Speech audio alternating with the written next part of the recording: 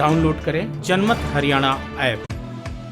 भले ही पिछले विधानसभा चुनाव में इनेलो एक ही सीट पर सिमट गई हो और अभय चौटाला हरियाणा विधानसभा में पार्टी के अकेले नेता रह गए, लेकिन वो दूसरे विपक्षी दलों पर भारी पड़ते हुए दिखाई दे रहे।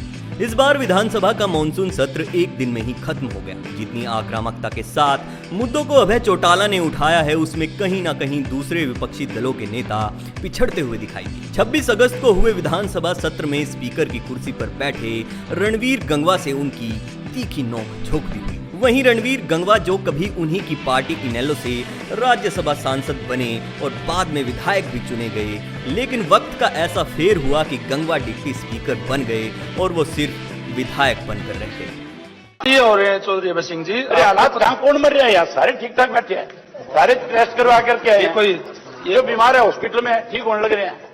नहीं तो आप अभी हमको और रिस्क नहीं ले सकते ना, और ज्यादा लोग बीमार हो जाएंगे। 3 दिन रोजाना अखबारों में स्टेटमेंट देते, 26, 27, 28 3 दिन हाउस चलाएंगे। हमारा दिमाग क्या होता? हम 300 मील चल करके आज खजून पे दस्तखत करने के लिए। अब जब हाउस चल रहा है तो यहाँ बुलाया, यहाँ 800 लोग तैनात है। अब नहीं, आपने हमें यहाँ किस लिए बुलाया ये बताओ ना? क्या खाली दस्तखत कराने थे हमारे यहाँ पे? ये आप मेरे से बैठे, 400 किलोमीटर से चल के आ रहा है, कोई 300 से चल करके आ रहा है। हम तो ये सोच करके आए थे कि 6 महीने में लॉकडाउन में जो लूट मची इस प्रदेश में, उसके ऊपर हम चर्चा करेंगे। 9 बड़े घोटाले इस प्रदेश में कर लिए तुमने, लूट के खा गए, उन पे चर्चा नहीं, बात नहीं करने। तो साहब आपको मेरे से ज्यादा पता है। सत्र के दौरान कांग्रेस विधायकों ने भी सरकार को घेरने की कोशिश की। उन्होंने भी मुद्दों को उठाया, लेकिन वो उतने प्रभावशाली ढंग से नहीं उठा पाए। प्रदेश विधानसभा में कांग्रेस इस वक्त प्रमुख विपक्षी दल है।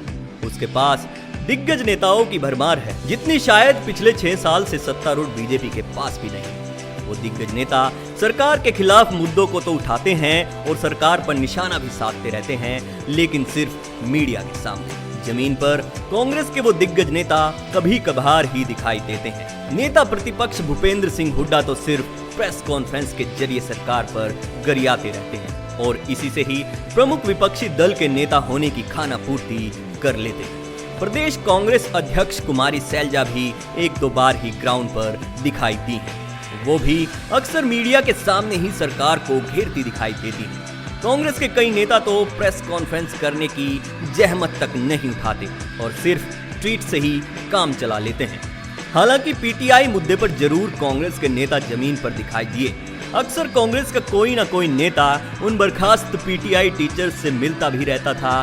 टीचर्स के साथ दिखाई देना कांग्रेस नेताओं की मजबूरी भी थी, क्योंकि वो सभी पीटीआई टीचर्स कांग्रेस सरकार के दौरान ही भर्ती हुए थे। वहीं दूसरी तरफ अभय चौटाला लॉकडाउन के दौरान भी आम जनता के बीच रहे।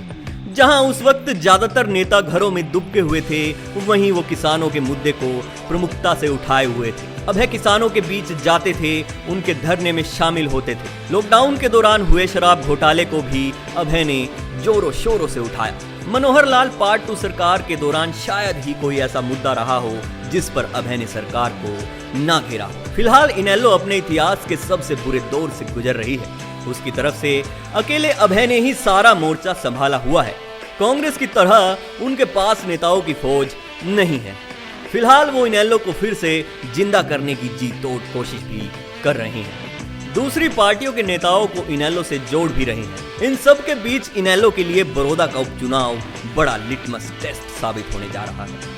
अगर इनेलो बड़ौदा में अच्छा कर जाती है तो कई पुराने नेता पार्टी से जुड़ जाएंगे, नहीं तो इनेलो में सरकार से मोर्चा लेने के लिए सिर्फ अभय ही रह जाएंगे। अब देखना यह है कि अभय की मेहनत कितना रंग लाती है और इनेलो को मुकाबले में लाने में वो कितना कामयाब हो पाते हैं। ब्यूरो रिपोर्ट, जनमत हरियाणा। राजनीति के आगे, राजनीति के पीछे, हर हलचल को जानने के लिए हमारे YouTube चैनल जनमत हरियाणा को लाइक करें, सब्सक्राइब करें और अपडेट रहने के लिए बेल आइकन दबाना ना भूलें। देखते रहें जनमत हरियाणा, सच के अलावा कुछ भी नहीं।